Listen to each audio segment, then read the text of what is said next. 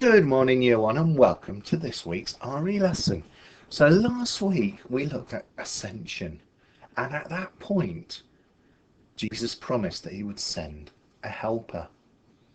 Now today we're looking at Pentecost. And can you guess from this picture what all these people here are looking at?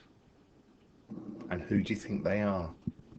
So tell your grown-ups, and when you're ready to carry on, press go on the video.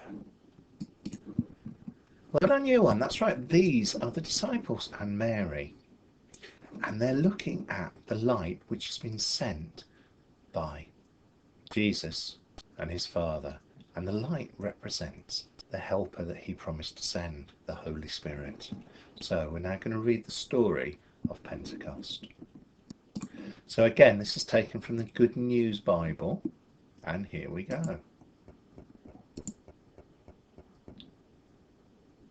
After Jesus had gone back to his Father, his friends stayed together with Mary, Jesus' mother. Peter was there, and James and John and all the others. They missed Jesus very much. They felt weary and lost. They couldn't get up and they couldn't get on with their lives. They didn't know what to do.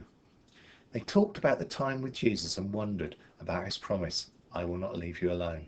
Then, on Pentecost Day, everything changed. It was as if they'd been made new, recreated. They were different people. They were filled with life, joy, peace, and happiness.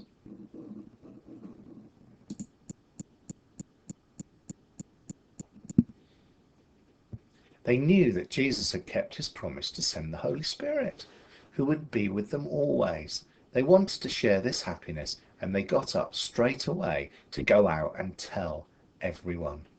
And this is taken from Acts chapter 2, verses 1 to 4.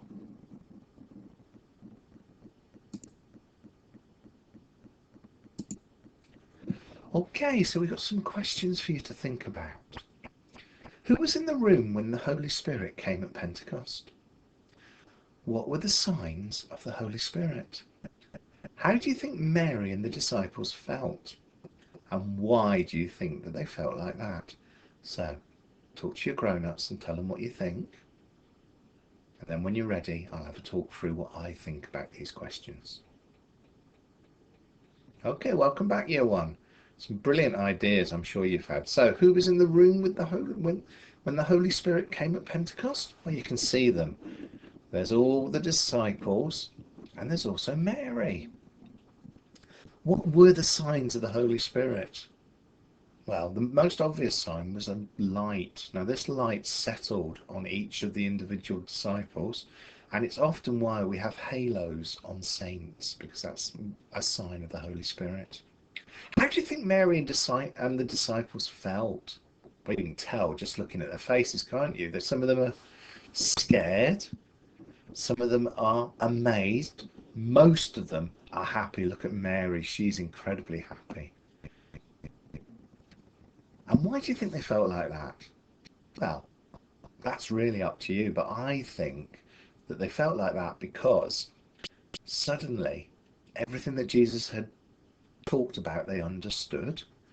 Jesus had sent the helper that he'd promised, so they probably felt relieved and excited. They would have felt a little bit scared because the Holy Spirit was like a blaze of fire. It's described in the Bible as tongues of fire that settled on each of them. So I think this was an out of the world experience, and it armored them to be able to go out and spread the good news of Jesus. Okay, so today's task is pretty similar to what you did last week. It's to understand what happened at Pentecost. Now, you can just retell the story to your grown-up, and that would be brilliant in itself.